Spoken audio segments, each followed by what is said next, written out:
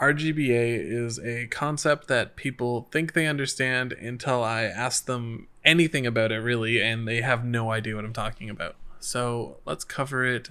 To start off with, we're going to go to the Unity color picker, and it's got these four values at the bottom. There's red, green, blue, and alpha. Alpha is the easiest to understand. It's just transparency. So if you're 0 alpha, you're going to be invisible or transparent. And if you're 1, you're going to be fully opaque. And we're not going to cover too much alpha stuff in this video because it's really just its own thing. So just know that the alpha controls the opacity of something.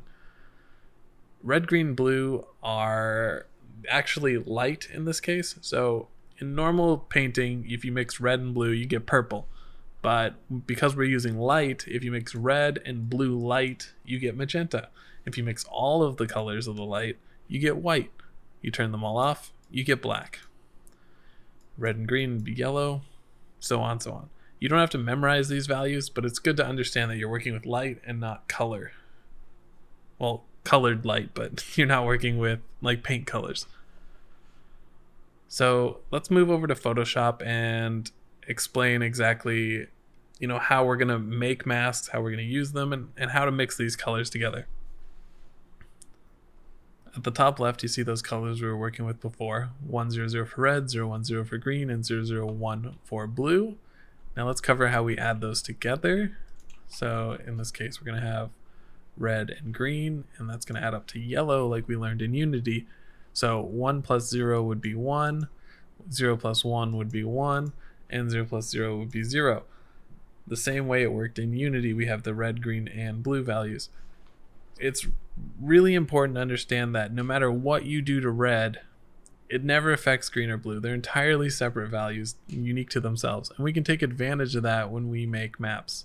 So for example, when we make like a metallic and smoothness map, the red channel can be metallic and the blue channel can be smoothness, and they can control their own separate things without affecting each other in any way.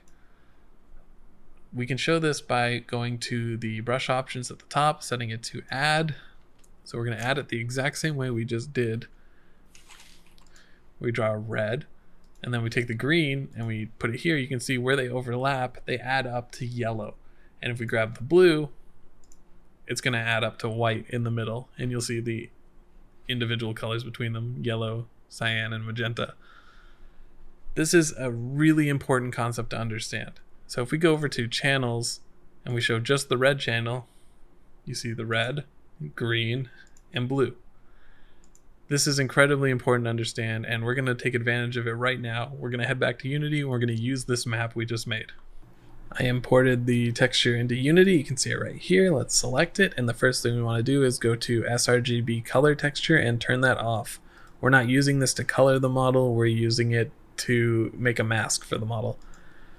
And let's go into the material. I'm going to set the color to white so we can see that beautiful giraffe pattern I have in there for the main texture. Let's go to RGBA color masking. Let's drag the mask we just made into the mask slot, and you'll see that it's entirely white. That's because we didn't set up the alpha channel. So the alpha channel for this image that we made is 1 across the board, making the entire thing white.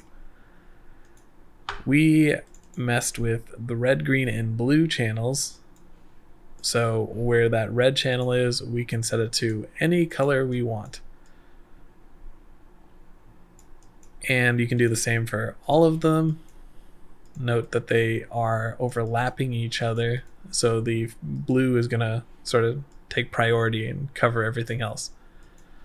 We can add textures into those. So say we had a giraffe, but in one part he had this sort of black and white fur, and another part it had, this fur, and then in another part it has this fur. And you can tile that as much as you want. It doesn't matter. It's just good to know that this is how it works, and you're using that mask effectively. So that's how RGB masking works, and That's how RGBA in general works. So I hope you learned something. If you have any more questions, there is a link to the Discord in the description below. Feel free to come over, ask questions, ask for help. As always, thanks for watching.